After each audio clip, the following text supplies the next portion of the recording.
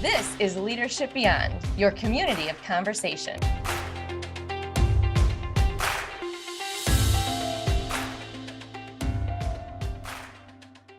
Joining us today is Coach Sherry Winn. Sherry is a two-time Olympian, National Basketball Coach of the Year, and Amazon three-time best-selling author.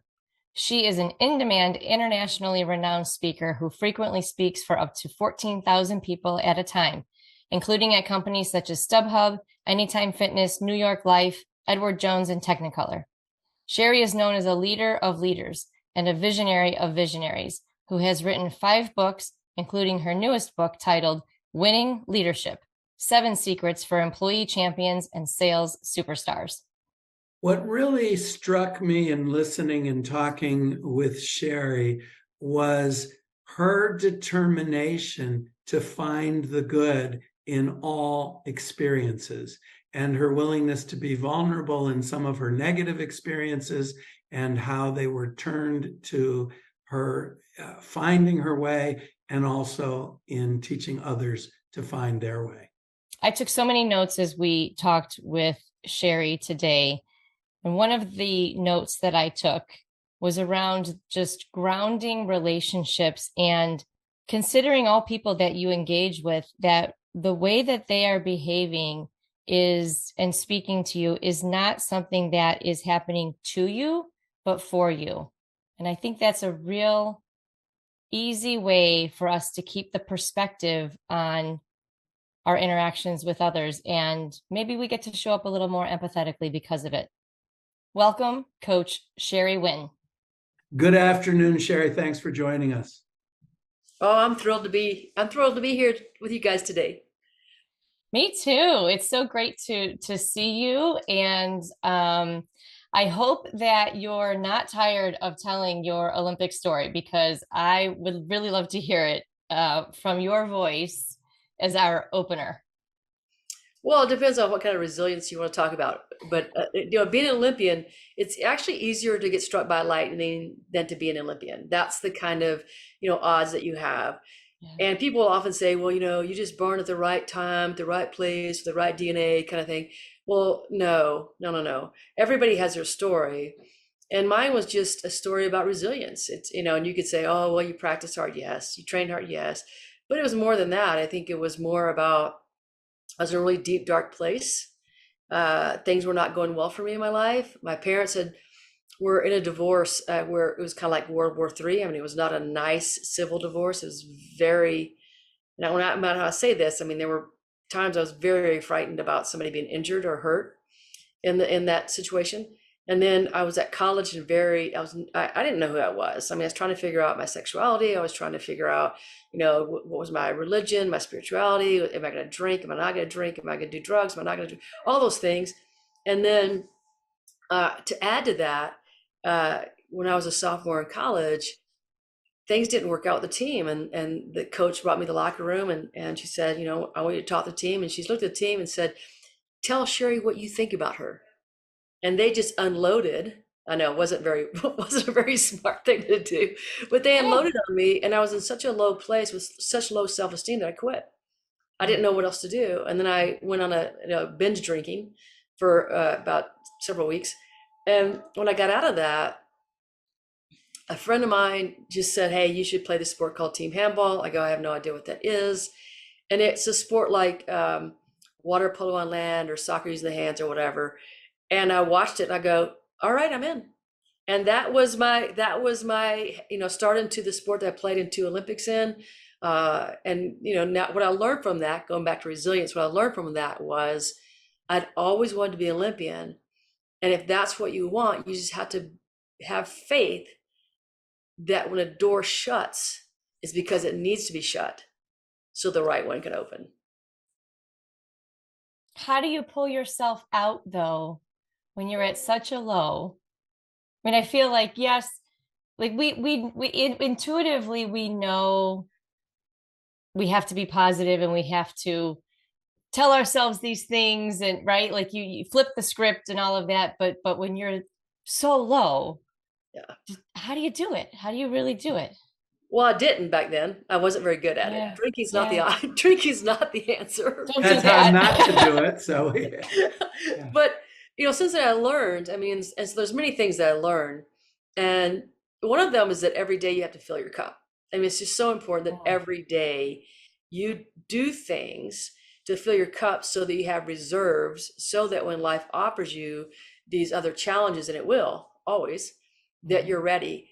So, people go, oh, I'll do for a walk or something. No, no, no, no, no, no. I'm talking about really, are you meditating? Are you doing reflection? Do you have a gratitude journal? Do you listen to positive things like this podcast, right? Do you listen to positive things in the morning? I mean, what do you do to fill your Yeah. cup so that you're prepared for life? Because if you don't constantly fill it up, as soon as somebody takes a dip out of it, you're sinking. But as long as you're filling your cup with things like that, then life is not as tough because you already have the right mindset. And like one of my things I believe in is that all things work out for our highest good, not what we see from our physical eyes, but our highest good. And so if it's one of my belief systems that's constantly reinforced through reading and meditation, then it's a lot easier when life hits with its challenges to stop and say, well, what is this going to do for me? Not to me, but what is this going to do for me? And just sit in that for a while and reflect on that versus, this is so horrible, this is so awful, I can't believe this happened to me, that kind of thing. And you don't understand. So you have the belief that it works for the highest good, but you can't see it. You use the word faith, but you can respond to it Mhm. and start weaving good out of it. I love that because there's so much out of our control in business and our personal life. And we really want the 7 steps. And really, what it is a few key principles that guide us when it's dark. Absolutely. And here's the other thing is to know that we're all going to experience challenges. Nobody gets left out. And it's part of the human process. And we're going to have about 48 life disruptions in a lifetime. So that means a life disruption is something like you break your leg and you can't do the things, you can't drive, you can't walk for like 5 or 6 months. That's a true life disruption. Or something like your child is being bullied, or maybe you have a boss that is mistreating you. We're going to have 48 of those in a lifetime. Mm. 48 on average. And then beyond that, we're going to have 3 to 5 life quakes. And a life quake is a life disruption on steroids. So it's the injury or illness that changes your life forever. It's the lifelong dream that blows up in your face. It's the friend or loved one that betrays you in such a way that seems unforgivable. So they're coming to all of us. How we choose to respond to those makes it easier for us to get through them. Mm. Well, as a coach, so as an Olympian, you had to practice these principles because you had setbacks. But how do you help others to see beyond whatever setbacks are involved, whether it's this game, this season, or even you mentioned an injury where they're out of the sport, but just to give away some of that attitude in a practical way? Well, I think the first thing that I normally do with people is I say, do you have an experience that was a big challenge in the past? And of course, they say yes, because we all have them. And then I say, okay, what are some, I want you to list 10 good things that came from that. Mm. Because there always are good things. Now, sometimes we think nothing, not true. There's always an opportunity for evolution from every challenge that comes our way.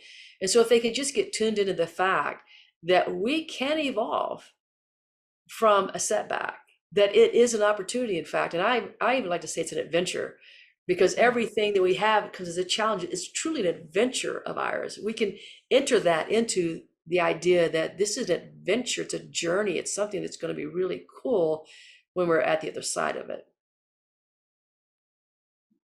Mhm.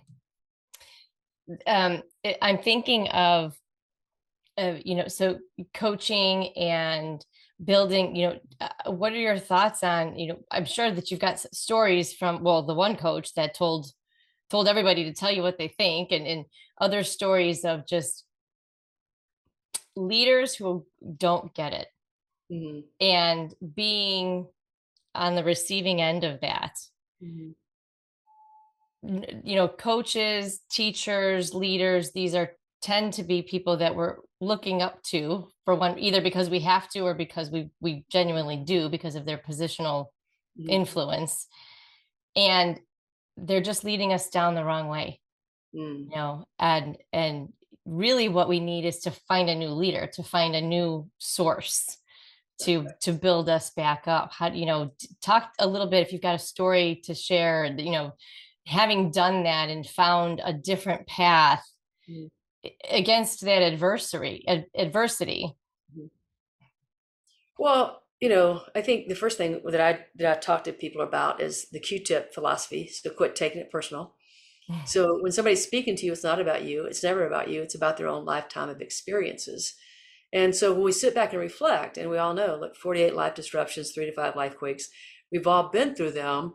Some of us, I'm certain, like you and Tom, use those in a way that leads us forward. So maybe we've read enough books, or we've had enough coaching, or we've taken courses, or we have mentors, whatever we've done, as we've been able to transition through those traumas. Other people get stuck in them. And so those people that we often find in our lifetimes that come in and are thorns in our side, it's because they had some traumatic event that they didn't understand how to get over. And so, you've heard the phrase, hurt people hurt, yes, right? Damage people damage, yes. But it doesn't mean that you have to believe what they're telling you about you. You have the option to understand it's not about me, it's about them.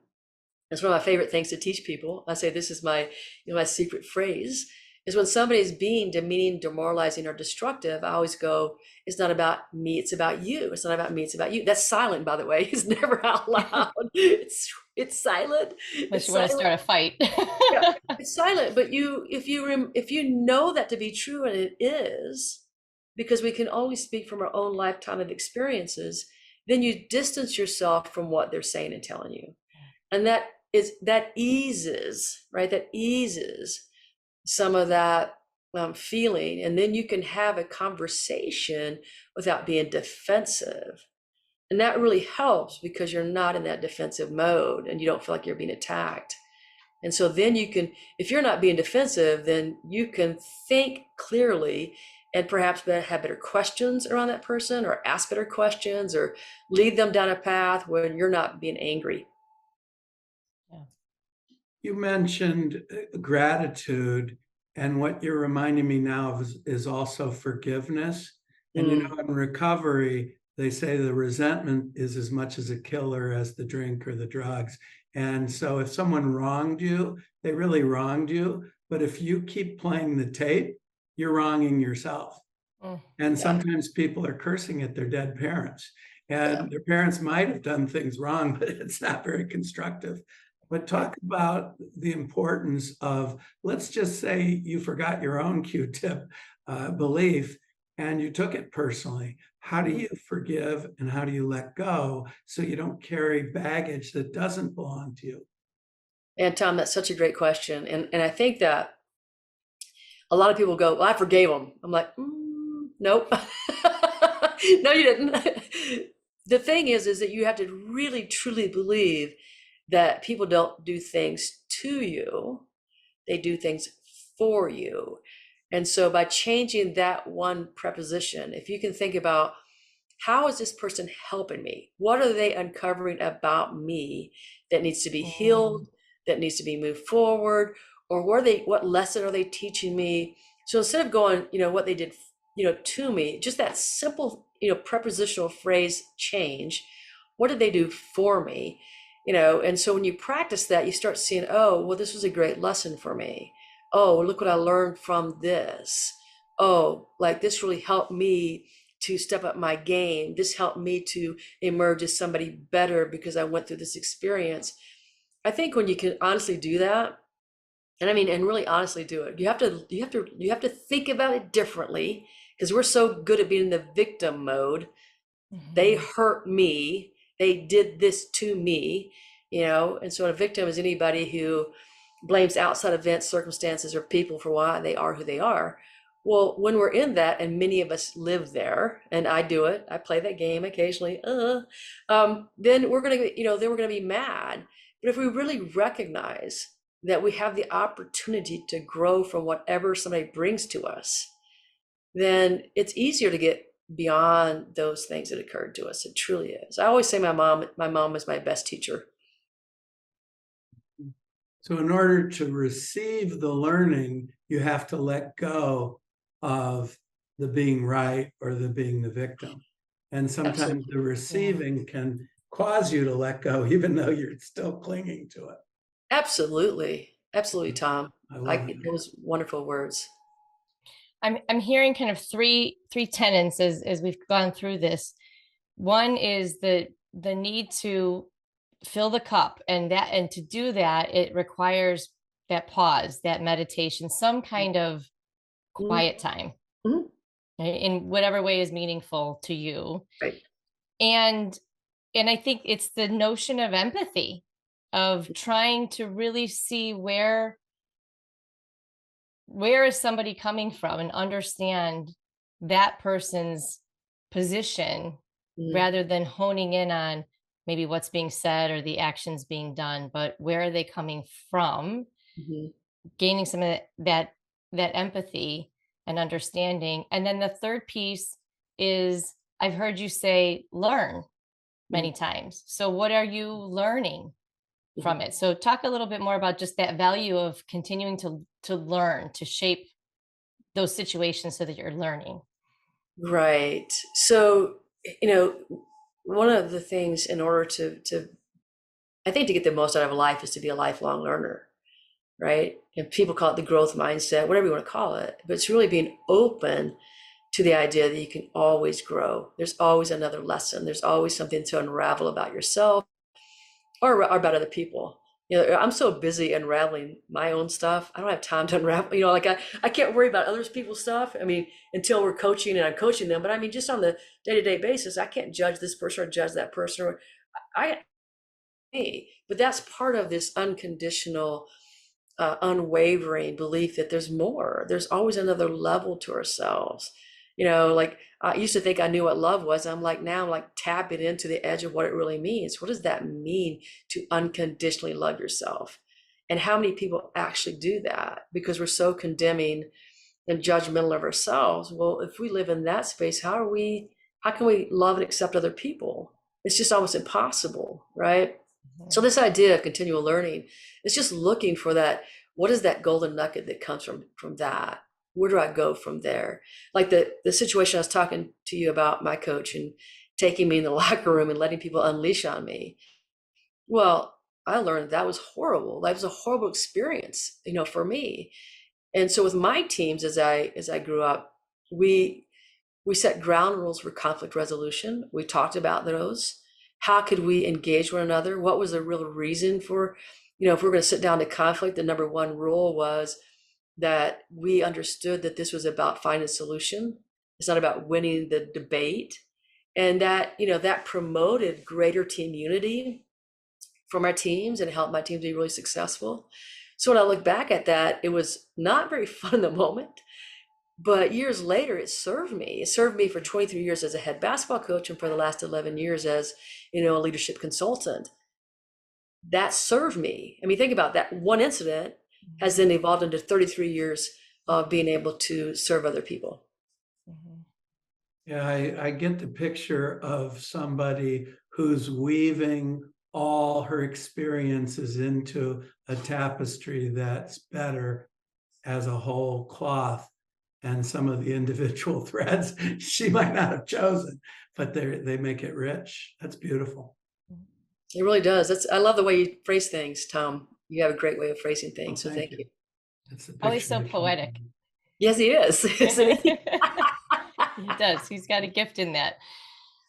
Let's talk a little bit. I want to kind of pull in your experiences with teams and with the athletics in particular. And I'm thinking, and I have children, middle school and elementary age, and so I think about the busyness today of either the athletics that they're in or the extracurricular activities that they're in.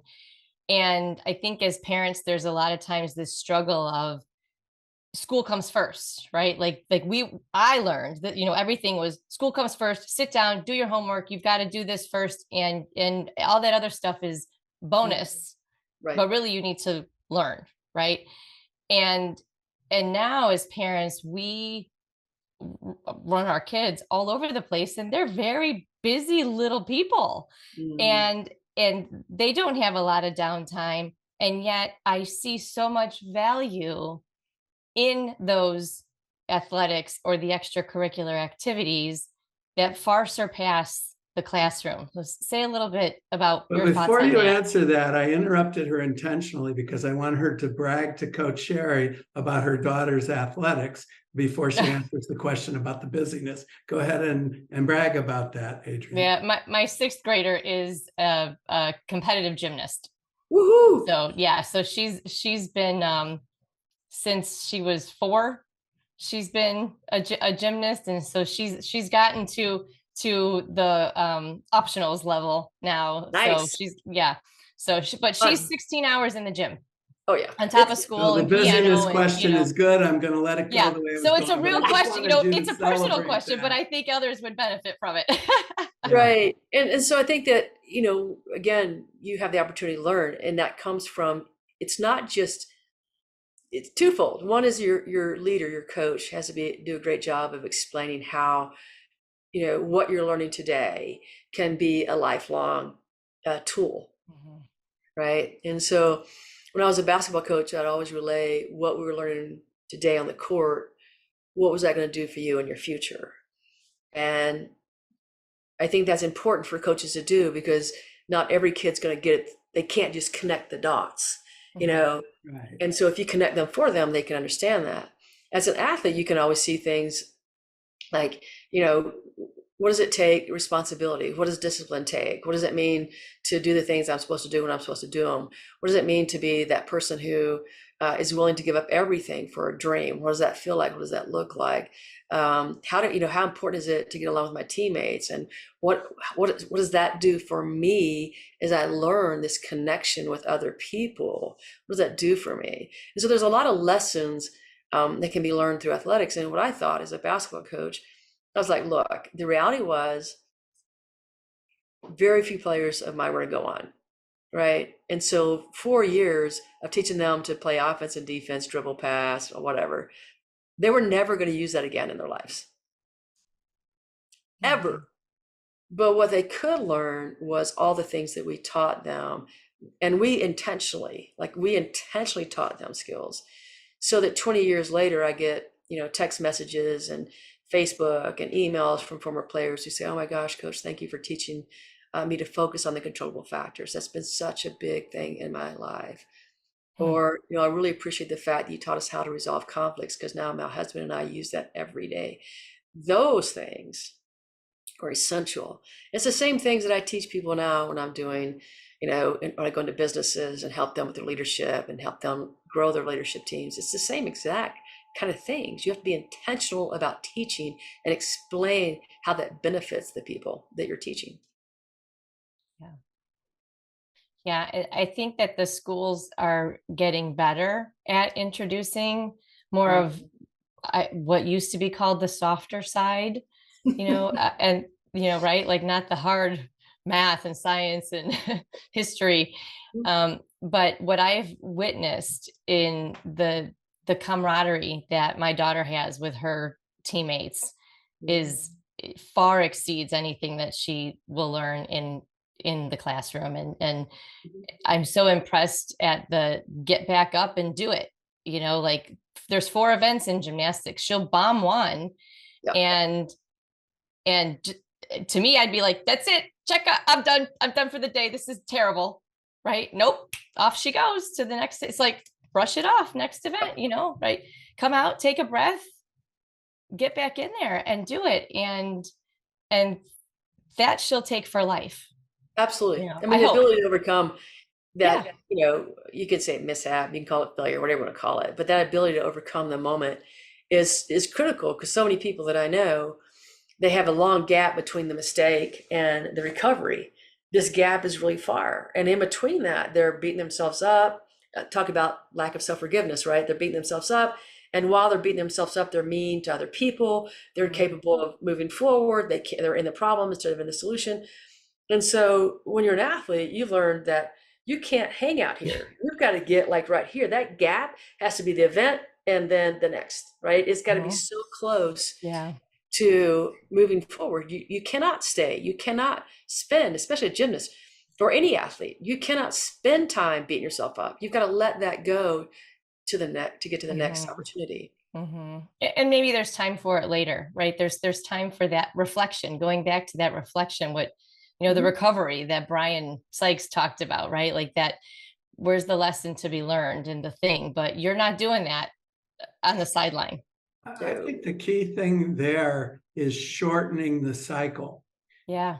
The recovery, just even your story, you learn those lessons. If you could do it again from your current maturity, you just would have learned them a lot quicker, right? Yeah. So you had to go through living there longer than maybe would have been necessary. And I think there's a line to draw because we started as a leadership beyond pandemic. And when we started, we didn't know how long pandemic was. We didn't know a lot. But resilience is more than just you didn't die. It's about learning those lessons. I mean, in a sense, if it didn't kill you, you have resilience. But we're talking about thriving. And so your lessons in here, what comes up for me is just knowing it's true, but not knowing how, and really intentionally learning quickly. Not necessarily rushing it, like you don't need a little bit of mourning, but just if an athlete had to have the recovery cycle I had based on losing classroom training, they'd be out of business. It's just shorten it. Don't cut anything out, but shorten it. That's very profound. Well, I mean, we're human, so we're going to feel disappointment. Yeah, we're going to feel fear. We're going to all those things, all that stuff. That's human, but it's also human. Like that's humanness. And so what we've been taught though is in a lot of different ways, especially through athletics, I'm going to bring it back to that, is you do something wrong, we're going to beat you up. Yeah. So what they do the next practice, we're going to beat you up over it. I never did that. I'm not going to beat you up, but we're going to learn from it and we're going to grow from it. We're going to get better from it. There's no reason to beat anybody up over it because that's not going to really serve a purpose. I want you to play better, not worse. So it's that quicker, like I said, the self-forgiveness. It's learning that, okay, what lessons did I learn? Is there anything that I need to do? Do I need to forgive? Do I need to go ask anybody for forgiveness or tell them that I'm sorry? What do I need to do to change this around to more positive? What can I learn from it? And now what's the next? It's responsive, not reactive. Absolutely. Yeah, if I could do it all over again, I wouldn't have gone on the drinking bench for as long as I did. If I learned how to shorten those experiences. I mean, I still have pity parties, but I used to have 2-year pity parties. That's a little too long, poor Tom. Yeah, absolutely. They start looking different the older you get too, right? Yeah. You don't have time for a 2-year pity party. I go you run done, until I but you can't didn't breathe. know any better. Yeah.